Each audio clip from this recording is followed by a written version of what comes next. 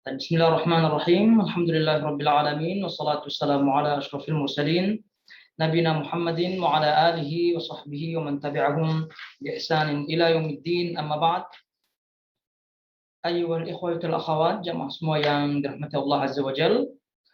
Alhamdulillah, tentunya kita senantiasa bersyukur kepada Allah Azza wa Jalla atas segala nikmatnya yang dengan nikmat tersebut sempurna apa yang kita rasakan pada saat ini, sehingga Nabi SAW sering menyebutkan alhamdulillah bi ni'matihi tatimmus shalihat. Alhamdulillah, segala puji bagi Allah yang dengan sebab nikmatnya maka kebaikan sempurna, kebaikan dirasakan. Dan semoga Allah Subhanahu wa taala menjadikan kebaikan yang kita rasakan, kebaikan yang kita dapatkan menjadi jalan atau wasilah untuk kita lebih dekat kepada Allah Subhanahu wa taala. Baik, ayyuhal ikhwatul akhawat, jamaah semua yang dirahmati Allah Azza wa Jalla. Sekarang kita memasuki langsung ya bahasan kitab Tauhid dari Sahih Al-Bukhari. Dan sebelumnya pernah kita sampaikan sebagian muqaddimah berkaitan dengan Al-Imam Al-Bukhari, berkaitan dengan kitab Sahih Bukhari, dan juga kaitannya dengan penyimpangan-penyimpangan yang ada berkaitan dengan akidah, tauhid, dan yang lainnya. Jadi sekarang kita akan memasuki matan kitabnya secara langsung biidznillah ta'ala. Baik. Jadi silakan dibuka kitabnya dan dibacakan salah satu. Nah. Assalamualaikum Ustaz. Waalaikumsalam. Nah.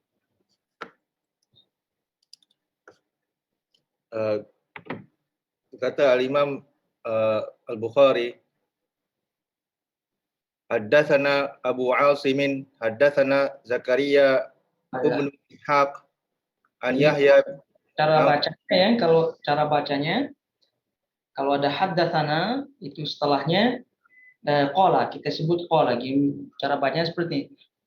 Qala haddatsana Abu Asim, qala haddatsana Zakaria. Jadi setelah haddatsana itu qala, itu ucapan perkataan. Nah, tapi nanti kalau an itu tidak disebut qala. Jadi contohnya qala al-Imam Al-Bukhari rahimahullahu taala haddatsana Abu Asim qala haddatsana Zakaria ibn Ishaq an Yahya bin Abdullah bin Safi an Abi Ma'bad an Ibnu Abbas. Jadi kalau an tidak disebut qalanya, tapi kalau haddatsana disebut qalanya. Itu cara ahli hadis di dalam membaca sanad hadis. Nah, coba diulangi.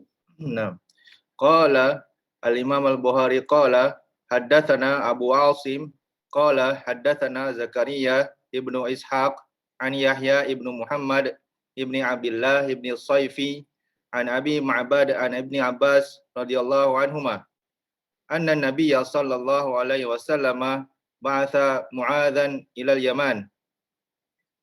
Berkata Al-Imam Al-Bukhari telah menceritakan kepada kami, Abu Asim telah menceritakan kepada kami Zakaria bin Ishaq dari Yahya bin Muhammad bin Abdullah bin Saifi dari Abu Ma'bad dari Ibnu Abbas radhiyallahu anhuma bahwa Nabi SAW pernah mengutus Muaz ke negeri Yaman. Baik. Itu yang disebut oleh Al-Imam Al-Bukhari rahimahullahu taala. Tentunya kita baca satu-satu hadisnya. Hadis yang pertama daripada Ibnu Abbas radhiyallahu taala anhuma. Ini hadis Ibnu Abbas radhiyallahu taala anhuma, yakni dari riwayatan sahabat Ibnu Abbas radhiyallahu taala anhu atau anhuma. Tapi kita lihat dalam nuskhah atau dalam kitab Al-Imam Al-Bukhari atau Sahih Bukhari, sebagaimana yang disebut oleh Al-Hafidz Ibnu Hajar rahimahullahu taala dalam sebagian kitab Sahih Bukhari itu disebut Bismillahirrahmanirrahim. Dalam sebagian kitab Sahih Bukhari itu disebut Bismillahirrahmanirrahim. Dalam sebagian yang lain tidak disebut. Jadi Kalau yang menyebutkan berarti mengikuti sebagian manuskrip atau nuskhah ya, yang menyebutkan Bismillahirrahmanirrahim, dan itu yang diikuti ditetapkan oleh Al-Hafidz Ibnu Hajar rahimahullahu taala dan kebanyakan cetakan-cetakan yang lain. Jadi poinnya Bismillahirrahmanirrahim ini ada di sebagian cetakan, ada tidak ditulis. Nah, ala kulli hal tentu menyebutkan Bismillahirrahmanirrahim ini adalah untuk mendapatkan berkah dari Allah Subhanahu wa taala, di mana apa yang kita laksanakan dari bacaan, dari pendengaran, dari kajian dan seterusnya itu kita minta berkah, minta pertolongan kepada Allah Subhanahu wa taala. Baik, Bismillahirrahmanirrahim. Kitabut Tauhid. Kitabut Tauhid. Jadi Imam Al-Bukhari rahimahullahu taala menyebutkan di sini Kitabut Tauhid, dan Kitabut Tauhid pernah kita sebutkan ini kitab yang ada pada kitab yang ke-97 ya, dalam Sahih Al-Bukhari, karena Sahih Bukhari pernah kita sebutkan dalam penulisannya ada kitab namanya, kemudian bab. Nah, di bawah kitab itu ada bab. Nah, ini Kitab Tauhid ini ada pada urutan yang ke-97, sehingga kalau membuka Sahih Bukhari langsung saja buka kitab yang ke-97, nanti ketemu Kitab Tauhid. Baik, Kitab Tauhid ini menunjukkan atau judul ya, topik atau judul penulisan Kitab Tauhid ini membantah sebagian syubhat yang mengatakan bahwa yang pertama kali menyebutkan at-tauhid atau mendakwahkan tauhid itu Ibnu Taimiyah atau Muhammad bin Abdul Wahhab. Ini ternyata tidak. Al-Imam Al-Bukhari rahimahullahu taala awal-awal menyebutkan Kitab Tauhid ini. Dan kalau kita melihat apa yang beliau tulis dari riwayat-riwayat yang sahih semuanya, ini tidak jauh berbeda dengan apa yang ditulis oleh Syekh Muhammad bin Abdul Wahhab. Dan alhamdulillah kita telah membahas sampai tuntas, sampai selesai Kitab Tauhid yang ditulis oleh Al-Imam Muhammad bin Abdul Wahhab rahimahullahu taala. Jadi kalau kita melihat apa yang ditulis oleh Syekh Muhammad bin Abdul Wahhab rahimahullahu taala, itu beliau ambil ya, simpulkan dari apa yang disebut oleh Imam Al-Bukhari, atau dengan kata lain sebagaimana yang disebutkan oleh sebagian para ulama, bahwa metode penulisan Kitab Tauhid oleh Syekh Muhammad bin Abdul Wahhab itu mengikuti metode penulisan Kitab Tauhid dari Sahih Bukhari ini. Dari segi apa? Dari segi dalil-dalilnya. Karena kalau kita melihat Kitab Tauhid Syekh Muhammad bin Abdul Wahhab yang pernah kita pelajari, itu ada penulisan bab ya, ada penulisan bab, kemudian dalilnya Al-Qur'an dan hadis.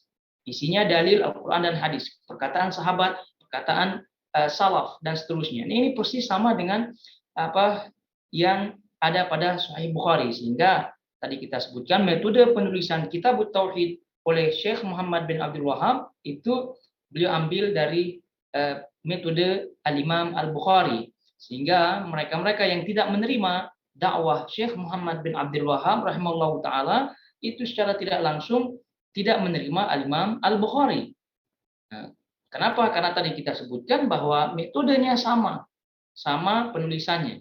Taib ala kulli hal. Kitab Tauhid, dan kita pernah lalui bersama makna daripada at-tauhid ya, kitab kita ketahui bahwasanya kitab yang dimaksudkan oleh para ulama di dalam penulisan mereka adalah yang mengumpulkan ya suatu permasalahan atau satu bahasan, kemudian darinya bercabang bahasan-bahasan yang lain. Itu makna kitab. Adapun tauhid itu sendiri pernah kita lalui dari ini masdar dari fiilnya wahada yuwahidu tauhidan, yaitu menyatukan. Maknanya adalah menyatukan dari segi bahasa. Adapun dari segi istilah itu adalah ifradullah bil ibadah, itu ringkasnya, itu mengesahkan Allah Subhanahu wa taala dari segi ibadah. Atau dalam definisi lain yang disebutkan oleh para ulama, diantaranya adalah Syekh Utsaimin rahimahullahu taala dalam syarah Kitab Tauhid, itu ifradullah bima yakhtassu bihi min asma was sifat. Jadi mengesahkan Allah Subhanahu wa taala dengan sesuatu yang khusus untuk Allah Subhanahu wa taala dari sifat-sifatnya, dari nama-namanya dan sifat-sifatnya. Nah, itu diantara definisi tauhid yang kita pernah lalui dan juga pernah kita lalui dan tidak samar dari pengetahuan antum semua bahwa tauhid itu dibagi menjadi tiga, ada tauhid rububiyah, ada tauhid uluhiyah, ada tauhid asma wa sifat. Dan pembagian seperti ini tidak dimasukkan ke dalam bid'ah dhalalah sebagaimana yang pernah kita dengar ya, dari isu-isu yang ada. Padahal kalau kita melihat pembagian-pembagian yang ada tidak hanya pembagian tauhid saja, tapi kita lihat juga pembagian madhab fikih, kita lihat juga pembagian madhab ahlul hadis atau metode ahlul hadis dalam mempelajari hadis. Nah, jadi metode-metode semacam itu yang menyampaikan kepada permasalahan agama, maka itu tentu tidak dikatakan bid'ah yang dimaksudkan oleh Nabi Alaihissalam. Kenapa? Karena itu semua adalah wasilah untuk menuju poin utama, yaitu ibadah, memahami ibadah kepada Allah Subhanahu wa taala. Bukan ibadahnya itu sendiri, tapi wasilah, metode untuk menyampaikan. Jadi ini sama sekali tidak masuk ke dalam bid'ah yang dimaksudkan oleh Nabi Alaihissalam. Tapi kalau yang dimaksudkan oleh bid'ah dari segi bahasa, ya mungkin saja. Karena makna bid'ah dari segi bahasa, sebagaimana kita ketahui bersama adalah suatu hal yang baru dan tidak pernah ada sebelumnya. Ala kulli hal ini insyaallah mafhum jiddan, kita sudah pahami bersama. Baik, kitab tauhid kita sudah memahami. Kemudian maksudnya maknanya. Kemudian setelahnya di bawah kitab, nah tadi kita sebutkan cara penulisan para ulama itu di bawahnya adalah bab. Di bawahnya adalah bab. Ya, mungkin penulisan di zaman sekarang atau di Indonesia itu lain, ya, langsung mungkin babnya begitu ditulis. Nah, tidak seperti para ulama terdahulu. Hal ini adalah kaitannya dengan metode. Baik. Kemudian kata beliau rahimahullahu taala, babu ma jaa fi du'ain Nabi sallallahu alaihi wasallam ummatahu ila tauhidillah tabaraka wa taala. Ila tauhidillah tabaraka wa taala. Tapi apa kata beliau rahimahullahu taala? Bab doa. Nah, doa ini dakwah. Doa ini maknanya dakwah. Jadi disebut dalam terjemahnya ajakan. Ajakan atau dakwah.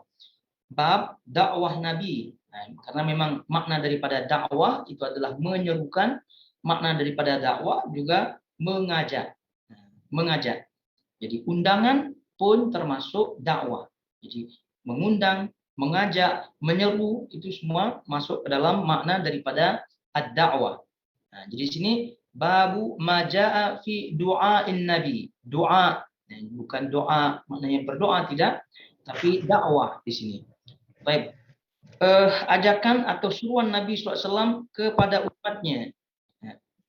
Doaun Nabi SAW ummatahu ila tauhidillah tabaraka wa ta'ala, kepada umatnya untuk mentauhidkan Allah Subhanahu wa taala. Ini jelas bahwa bab-bab yang ini adalah bab yang ada ya di bawah kitab. Ini kan tadi kita sebutkan ada bab dalam metode penulisan para ulama. Nah, di bawah kitab ada babnya. Nah, bab yang ada di sini khusus untuk Sahih Bukhari, ya Al-Imam Al-Bukhari rahimahullahu taala, dan pernah kita sebutkan ini pada biografi beliau bahwa bab-bab yang beliau sampaikan ini adalah merupakan kesimpulan dari beliau sendiri, Al-Imam Al-Bukhari. Oleh karena itu para ulama menyebutkan fiqhul Imam Al-Bukhari, fi tabwibi, fikih, pemahaman, ya, kesimpulan, istimbat, hukum dari Al-Imam Al-Bukhari, itu bisa dilihat dari bab-babnya, dari bab-bab yang beliau tulis. Dari bab-bab yang beliau tulis ini menunjukkan kesimpulan beliau rahimahullahu taala. Nah, dari mana beliau simpulkan? Dari riwayat-riwayat yang ada. Jadi bab ini adalah merupakan kesimpulan beliau rahimahullahu taala. Jadi apa kesimpulan beliau? kesimpulan beliau adalah bab bahwasanya Nabi Shallallahu Alaihi Wasallam itu menyeru, ya, berdakwah, berdakwah untuk umat beliau Shallallahu Alaihi Wasallam bertauhid kepada Allah Subhanahu Wa Taala, mengesahkan Allah Subhanahu Wa Taala, menjauhkan syirik kepada Allah Subhanahu Wa Taala. Ini kalau kita perhatikan, ini Al-Imam Al-Bukhari rahimahullahu taala, lagi-lagi kita ingatkan Syekh Muhammad bin Abdul Wahhab, ya sama gitu. Jadi poinnya sama, bahwa Nabi alaihi salatu wasallam itu dalam dakwahnya menyerukan umatnya untuk bertauhid kepada Allah Subhanahu wa taala, mengesahkan Allah Subhanahu wa taala dalam rububiyahnya, tadi kita sebutkan, dalam uluhiyahnya, dalam asma wa sifatnya. Itu semua diserukan oleh Nabi sallallahu alaihi wasallam, dan bahkan Nabi sallallahu alaihi wasallam ini dari seluruh kehidupan beliau, hidup beliau sallallahu alaihi wasallam, semuanya adalah tauhid. Semuanya adalah tauhid, apalagi di awal-awal periode dakwah beliau sallallahu alaihi wasallam di Mekah. Ya tentu ini sangat-sangat asas sekali. Oleh karena itu para duat, para mubaligh, para ustadz dan seterusnya itu hendaknya mengikuti dakwah Nabi Shallallahu Alaihi Wasallam, yaitu tidak pernah lupa menyampaikan perkara tauhid ini, karena perkara tauhid ya tentu adalah hal yang paling penting dalam kehidupan seseorang. Dan juga kalau kita melihat dakwah kepada tauhid, menyerukan kepada tauhid, ini tentu tidak hanya berlaku untuk Nabi Shallallahu Alaihi Wasallam dan umatnya, sebagaimana kita ketahui bersama.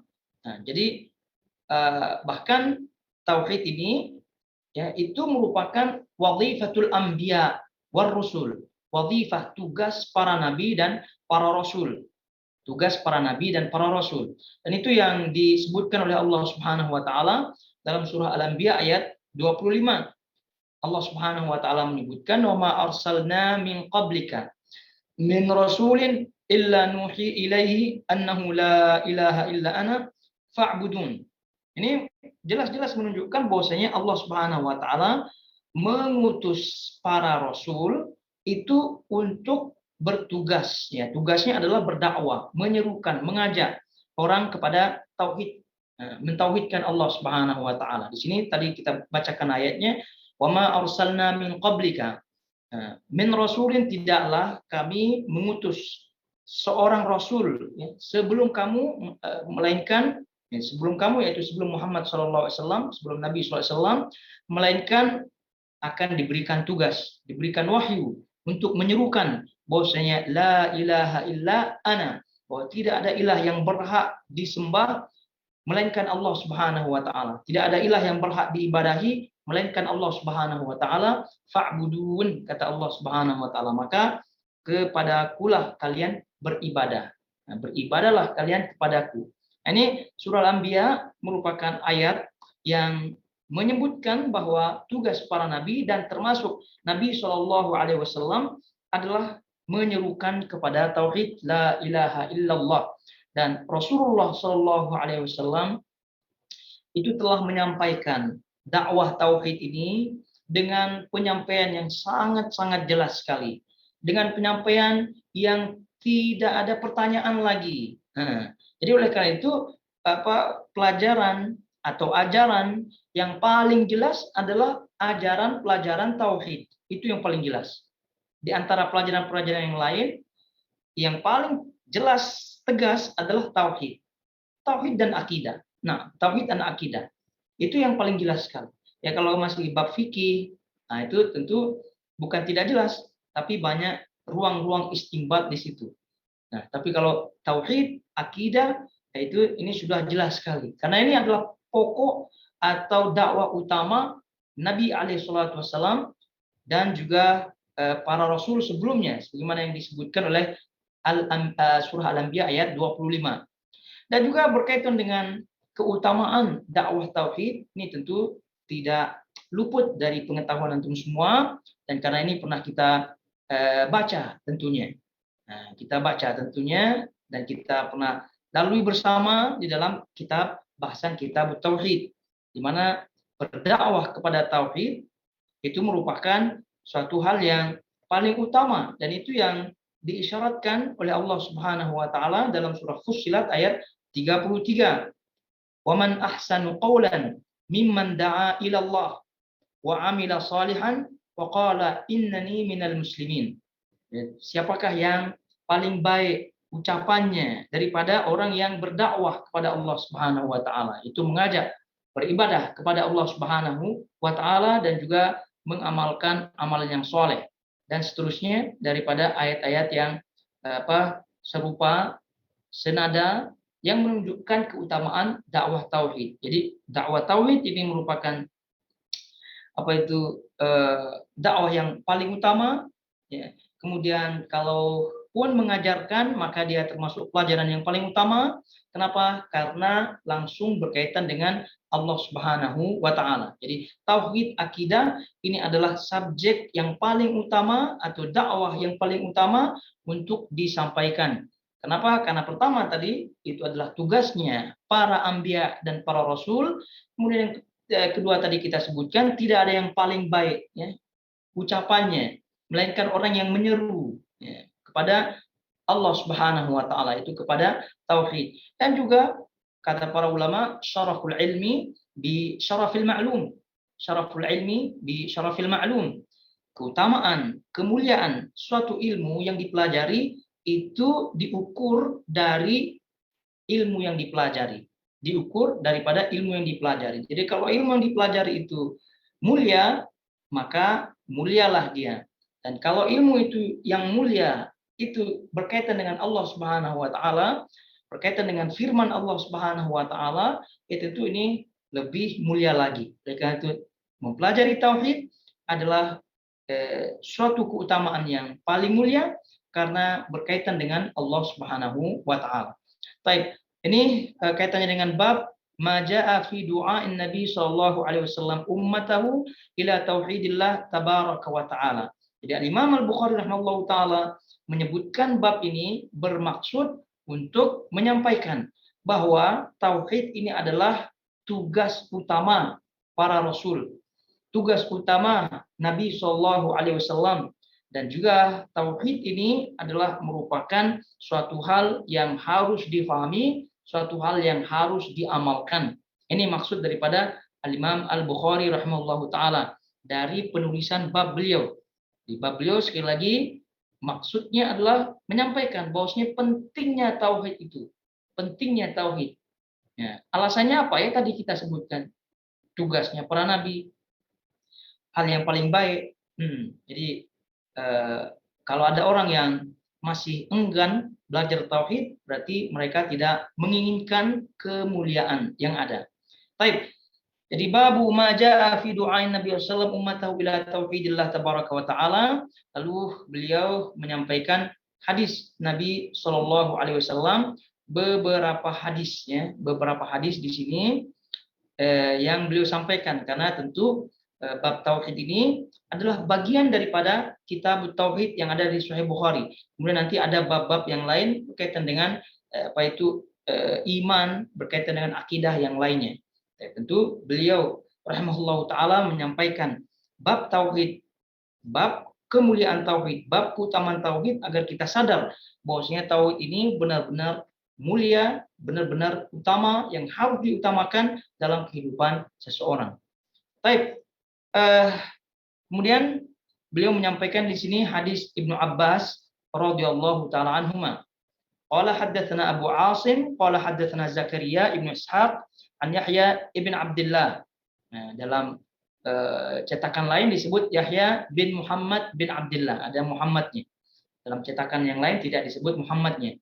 Bin Saifi an Abi Ma'bad an Ibnu Abbas anna Nabi sallallahu alaihi wasallam ba'atha Mu'adzan ila Yaman. Nah, jadi sebagaimana pernah kita lalui bersama bahwa perawi-perawi yang ada di dalam Sahih Bukhari itu semua dah pas checkpoint, ya, checkpoint sudah pas. Jadi tidak dibahas panjang lebar oleh para ulama karena memang sudah diterima kesahihan mereka, baik secara langsung maupun tidak langsung. Secara langsung maksudnya memang pada dirinya itu terpenuhi syarat-syarat thiqah, syarat-syarat sahih atau diterimanya perawinya. Ya, misalnya orangnya adil, kemudian orangnya atau perawinya adil, kemudian perawinya hafalannya kuat. Nah, kemudian bersambung sanadnya. Nah, itu khususnya para perawi itu kaitannya dengan adil, kaitannya dengan hafalannya kuat, itu adalah di antara syarat-syarat perawi itu sahih, diterima. Nah, tapi ada sebagian perawi-perawi yang pada dirinya tidak memenuhi syarat, namun ada mutabi istilahnya, ada penguat, ya, dikuatkan oleh perawi-perawi yang lain sehingga kesimpulannya mereka diterima. Nah, jadi intinya bahwa perawi-perawi yang ada di Sahih Bukhari ini, insyaallah taala itu diterima semua, sehingga kita pun tidak berpanjang lebar pada nama-nama atau perawi-perawinya. Cuma kita fokus pada perawi sahabatnya saja, yaitu sahabat Nabi Alaihissalam yang disebutkan di sini tentunya dengan ringkas. Ini adalah periwayatan daripada Ibnu Abbas radhiyallahu taala anhum atau radhiyallahu taala anhuma. Ibnu Abbas ini kita banyak ketahui, beliau radhiyallahu taala anhu adalah anak paman Nabi Shallallahu alaihi wasallam. Ibnu Abbas, anak Abbas. Abbas ini kita ketahui bersama paman Nabi Shallallahu alaihi wasallam. Ibnu Abbas namanya adalah Abdullah bin Abbas bin Abdul Muttalib. Abdullah bin Abbas bin Abdul Muttalib. Beliau radhiyallahu taala anhu salah satu di antara sahabat-sahabat Nabi SAW yang banyak merawikan hadis Nabi SAW.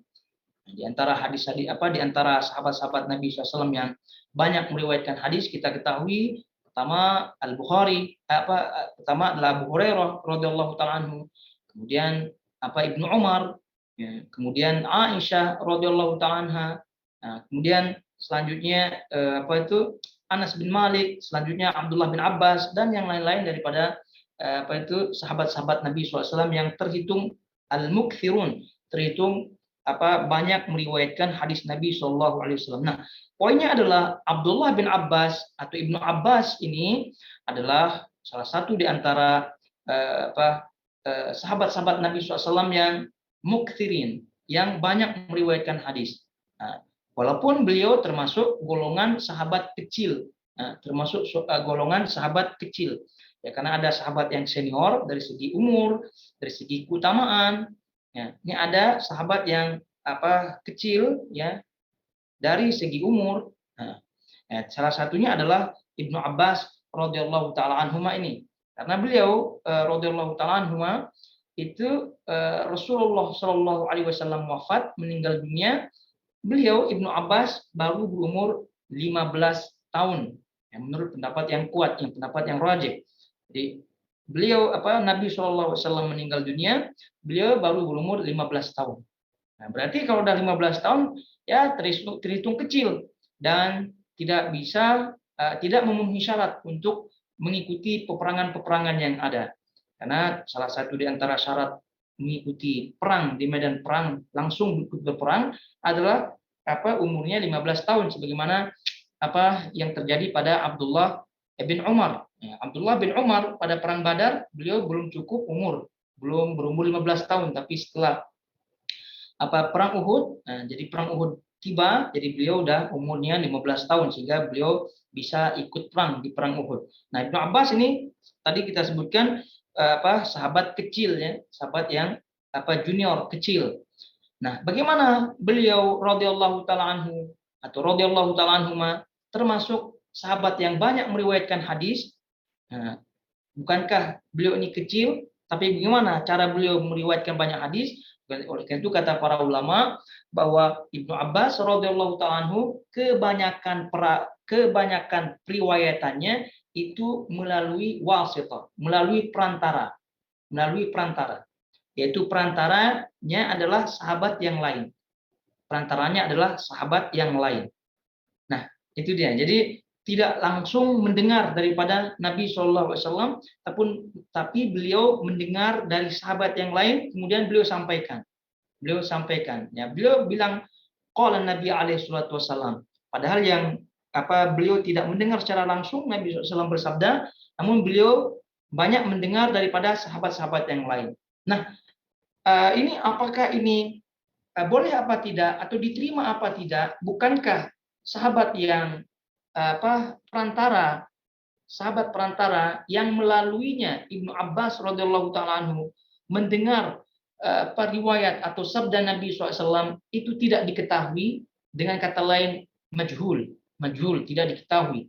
Nah, kalau perawi tidak diketahui kan berarti tidak jelas apakah sahih apa tidak. Nah, para ulama mengatakan atau para ulama hadis mengatakan perawi yang majhul di kalangan sahabat-sahabat Nabi SAW itu tidak merugikan, ya, tidak merusak riwayat. Artinya tidak berpengaruh. Tidak berpengaruh. Kenapa? Karena sahabat-sahabat Nabi SAW itu semuanya adalah adil semuanya. Tidak ada yang berdusta. Sahabat-sahabat Nabi SAW semuanya adil, semuanya thiqah. Jadi oleh karena itu walaupun Ibnu Abbas radhiyallahu taala anhuma kebanyakan periwayatannya melalui perantara yaitu sahabat-sahabat Nabi SAW, maka sudah jelas walaupun tidak disebutkan siapa sahabat yang menjadi perantara beliau, itu tidak disebutkan, kadang tidak disebutkan, tapi majhulnya, tidak diketahuinya sahabat-sahabat Nabi Shallallahu Alaihi Wasallam ini tidak berpengaruh pada kesahihan periwayatan, tidak berpengaruh pada kesahihan periwayatan, sehingga tidak ada masalah karena sahabat Nabi Shallallahu Alaihi Wasallam itu pasti meriwayatkan dari sahabat.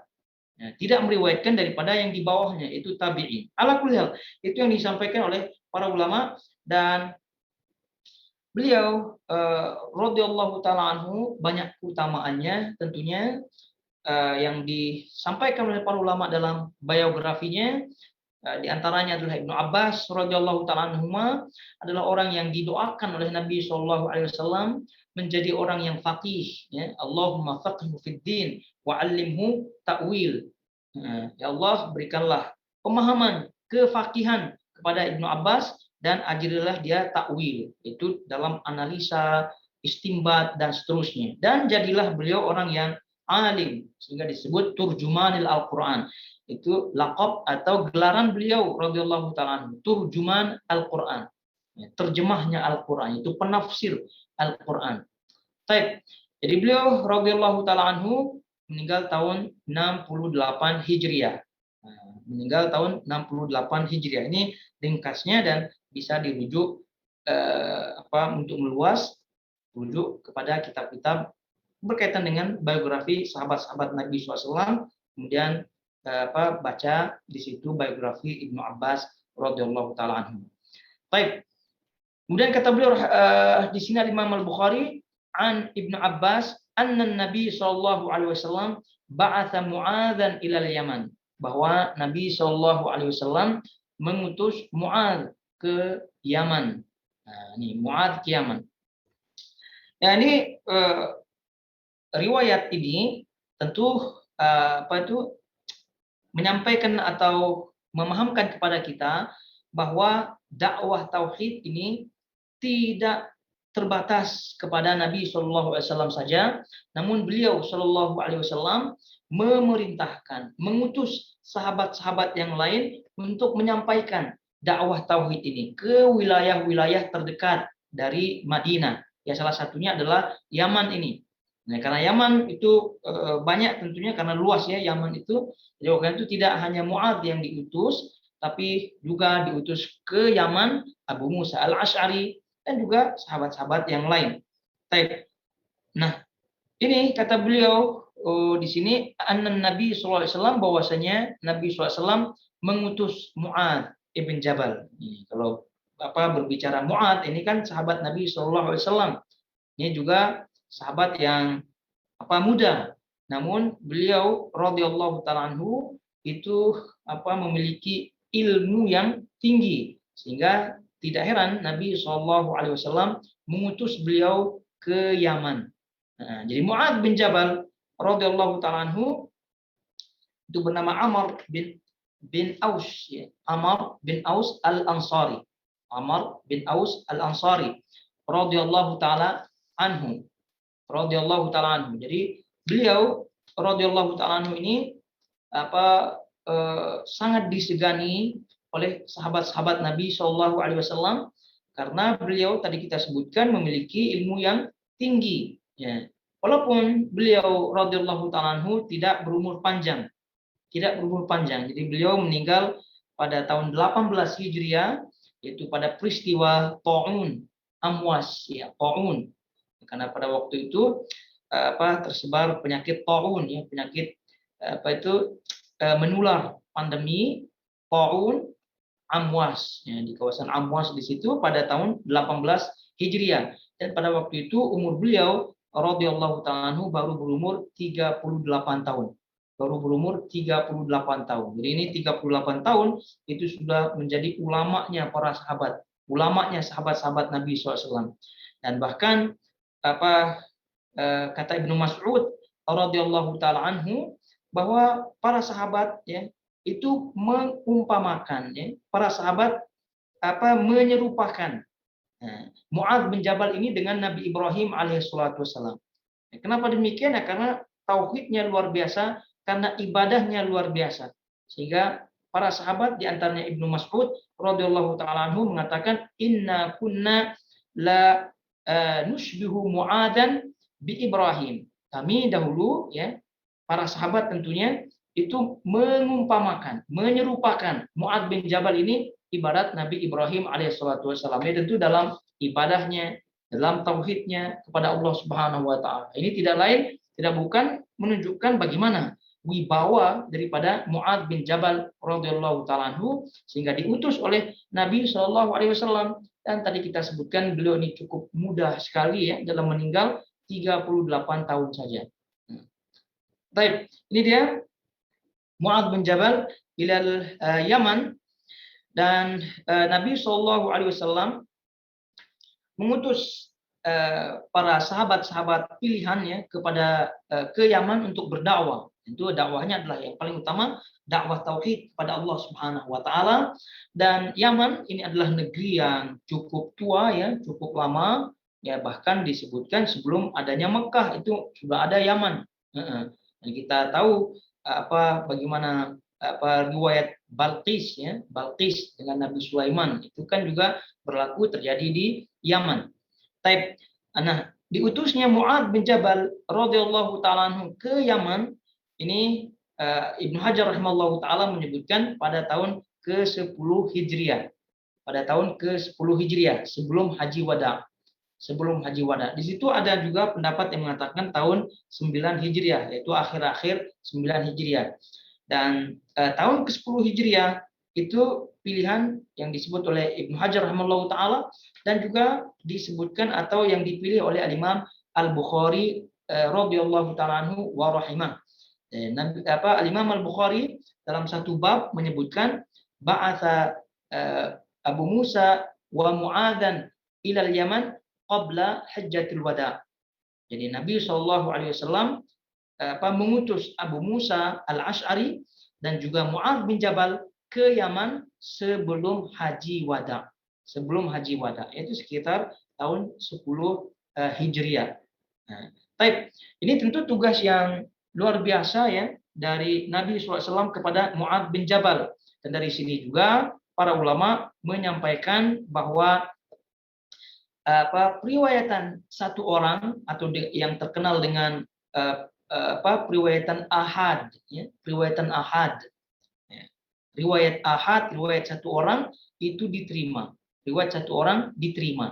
Jadi berbeda dengan pendapat Mu'tazilah atau sebagian Mu'tazilah yang mengatakan bahwasanya dalam bab akidah, dalam bab tauhid itu atau dalam bab akidah secara keumumannya itu menjadi syarat untuk diterima adalah periwayatan mutawatir. Riwayatan yang mutawatir. Jadi kalau riwayatnya ahad itu berarti tidak diterima kata mereka. Ya pernah kita sebutkan apa yang dimaksud dengan mutawatir, apa yang dimaksud dengan ahad. Nah, hadis ini atau peristiwa diutusnya Mu'adz bin Jabal ke Yaman oleh Nabi alaihissalam ini membantah ya, menjawab syubhat mereka bahwa Mu'adz bin Jabal ini adalah satu orang. Mu'adz bin Jabal satu orang saja yang diutus ke Yaman dan beliau membawa ibarat seluruh ajaran Islam. seluruh ajaran Islam. Jadi ajaran Islam yang inti beliau sampaikan kepada rakyat sebagian di situ di Yaman. Nah, ini periwayatan satu orang tentunya, Mu'adz bin Jabal radhiyallahu ta'ala anhu. Namun tetap diakui. Jadi oleh karena itu tidak ada alasan untuk tidak mengakui atau tidak menerima periwayatan satu orang, periwayatan ahad. Jadi selama riwayatnya sahih, itu selama itu kita terima. Baik, jadi ini dia apa yang disampaikan oleh Al-Imam Al-Bukhari radhiyallahu ta'ala anhu atau rahimah, yang melalui periwayatan Ibnu Abbas radhiyallahu ta'ala anhu, bahwa beliau menyampaikan Nabi Shallallahu alaihi wasallam mengutus Mu'adz ke Yaman. Jadi sekali lagi poinnya ini adalah menyampaikan kepada kita bahwa dakwah tauhid ini tidak terbatas kepada Nabi Shallallahu alaihi wasallam saja, namun itu berlaku ya untuk sahabat-sahabat Nabi SAW dan juga berlaku sampai hari ini dan kemudian sampai hari kiamat, bahwa itu adalah dakwah yang harus disampaikan dari turun menurun ya sampai akhir hayat, sampai kiamat nanti. Itu tidak akan pernah terputus ya. Kenapa? Karena itu adalah dakwah para nabi yang diwarisi ya selanjutnya kepada sahabat Nabi SAW, yang diwarisi kepada tabiin, tabiin sampai akhir sampai kepada kita sekarang. Sehingga balik ini sebagai peringatan bagi kita semua bahwa ini hendaknya menjadi perhatian besar kita, jangan sampai kita meremehkan dakwah tauhid ini, apalagi dengan syubhat-syubhat kita dah bahas, kita dah paham dan seterusnya. Itu semua adalah syubhat dan boleh jadi talbis iblis. Baik, selesai kita dari hadis yang pertama, kemudian hadis yang kedua. Nah, dibaca.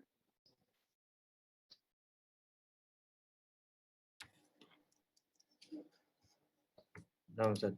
Waqala hadatsani Abdullah ibn Abil Aswad qala hadatsana al-Fadl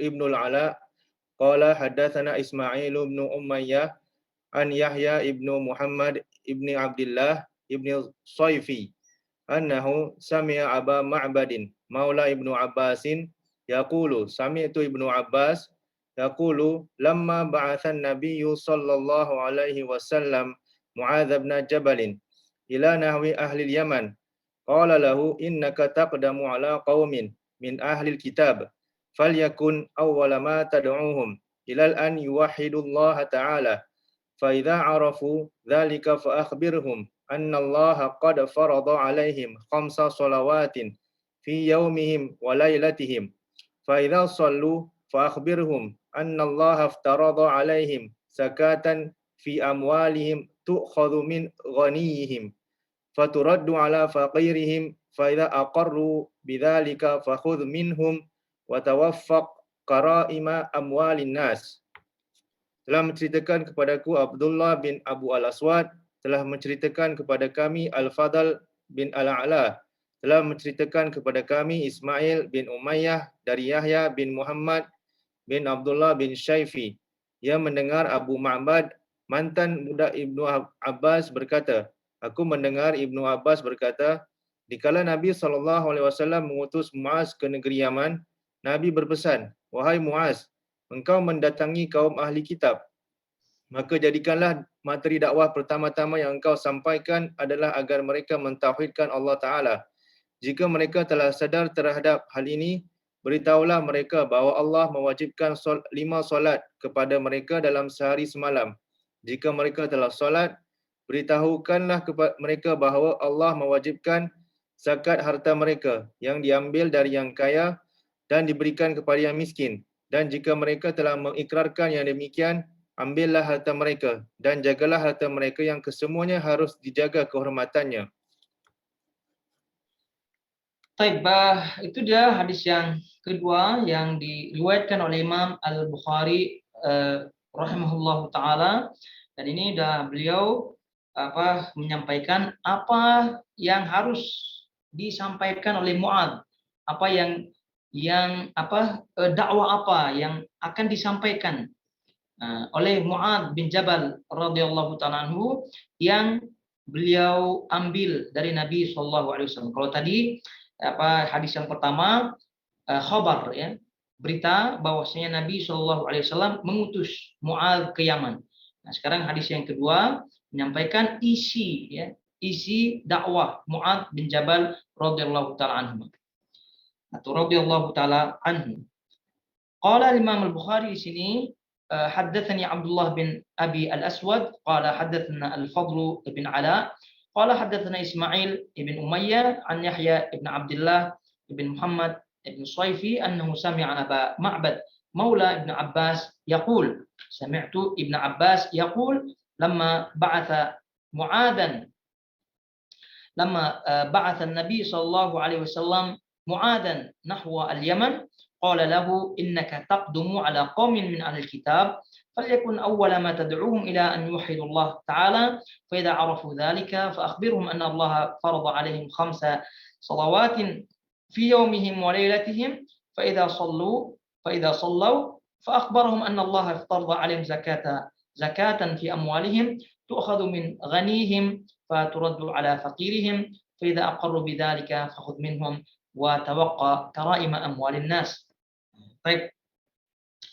Ini hadis bagaimana juga hadis yang di atas ya. Hadis yang pertama diriwayatkan juga oleh Imam Muslim ya, juga Imam Ahmad dan yang lainnya. Ini juga hadis yang kedua juga diriwayatkan oleh Imam Muslim dan juga Imam Ahmad. Ya dengan sedikit perbedaan lafaz-lafaz yang ada. Nanti kita akan sebutkan. Baik. Kita tidak sebutkan itu kembali perawi-perawinya, kita langsung sebut di sini. Katanya di sini yang mendengar Abu Ma'bad Maula Ibnu Abbas. Ini Maula Ibnu Abbas ini adalah bekas hamba yang dimerdekakan. Maka disebut kalau udah dimerdekakan oleh tuannya jadi disebut maula. Jadi sama seperti di sini Maula Ibnu Abbas atau kita sering mendengar salah satu ulama tabi'in namanya Nafi' Maula Ibnu Umar. Baik, di sini disebut Abu Ma'bad mantan hamba atau budak Ibnu Abbas. Berkata, aku mendengar Ibnu Abbas berkata, kemudian dikala Nabi Shallallahu Alaihi Wasallam mengutus Mu'adz ke negeri Yaman. Tatkala Nabi Shallallahu Alaihi Wasallam mengutus Mu'adz bin Jabal nahwal Yaman, ke negeri Yaman. Nah, ini kata Al-Hafidz Ibnu Hajar rahimahullahu taala, nahwa al-Yaman ini lebih khusus ya daripada ke Yaman, daripada ucapan ilal Yaman. Kalau di atasnya tadi disebut ba'atsa Mu'adzan ilal Yaman. Tapi kalau riwayat yang ini disebut Mu'adzan nahwal Yaman. Jadi kalimat nahwa itu lebih khusus lagi daripada ila. Nah, ini kata Al-Hafidz Ibnu Hajar rahimahullahu taala. Ini menunjukkan bahwasanya tidak diragukan lagi bahwa Mu'adz bin Jabal ini benar-benar diutus ya, oleh Nabi sallallahu alaihi wasallam ke wilayah Yaman.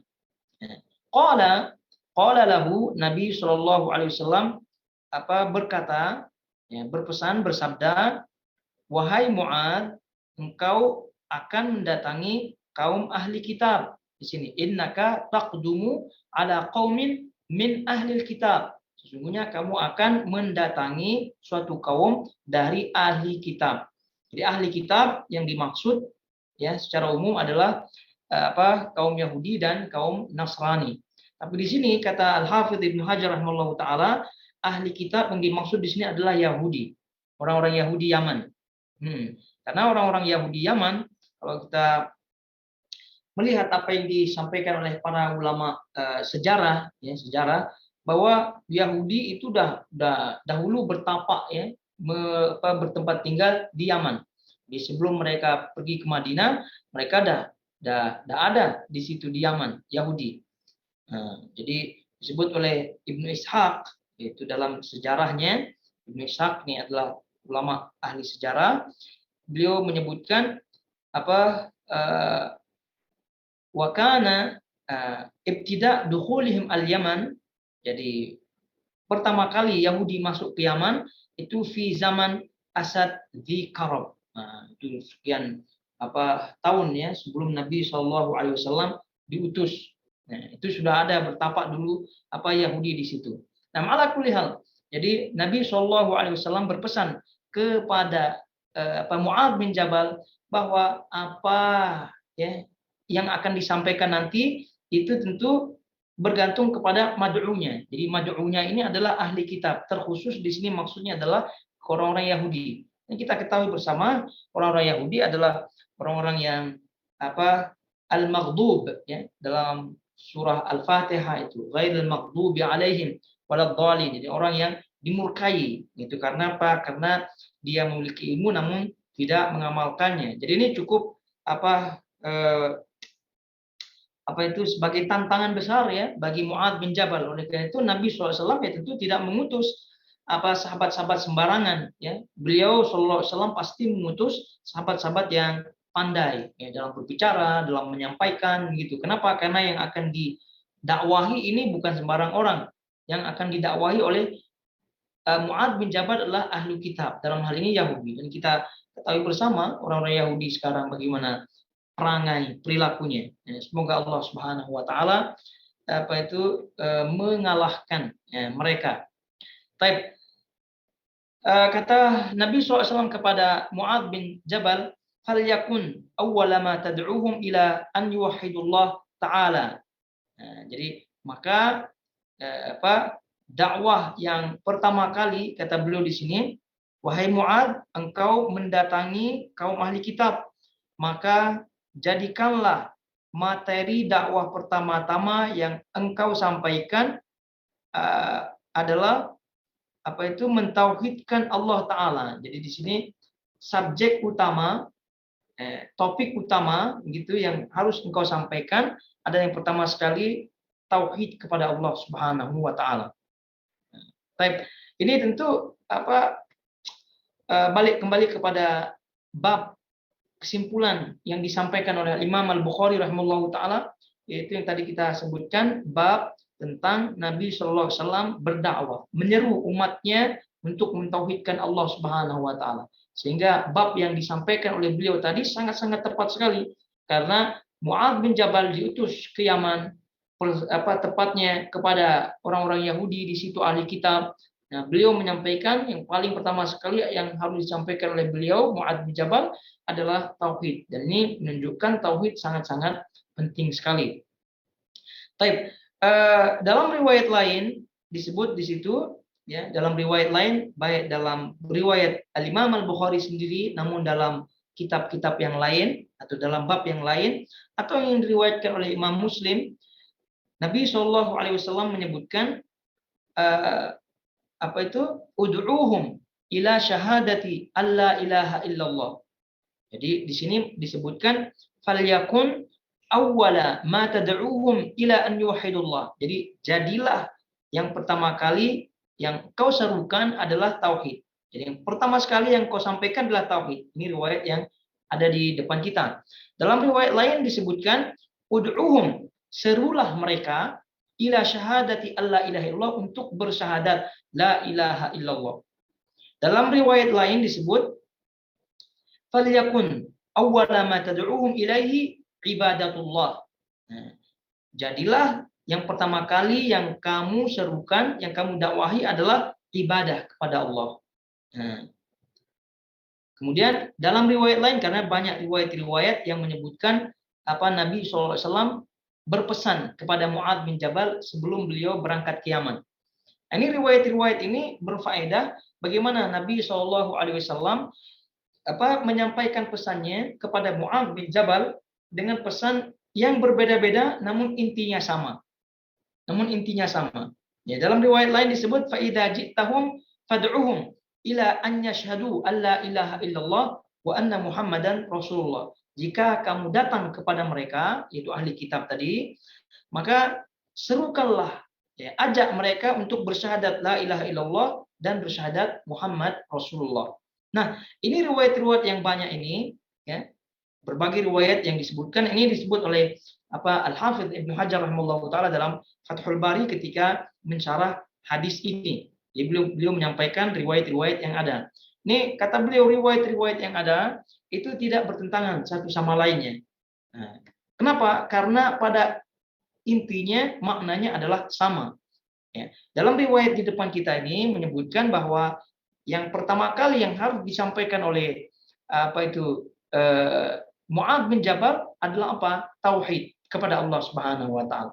Dalam riwayat lain yang harus disampaikan oleh Mu'adz yang pertama sekali yang harus disampaikan adalah syahadat. Bersyahadat la ilaha illallah dan bersyahadat Muhammad Rasulullah.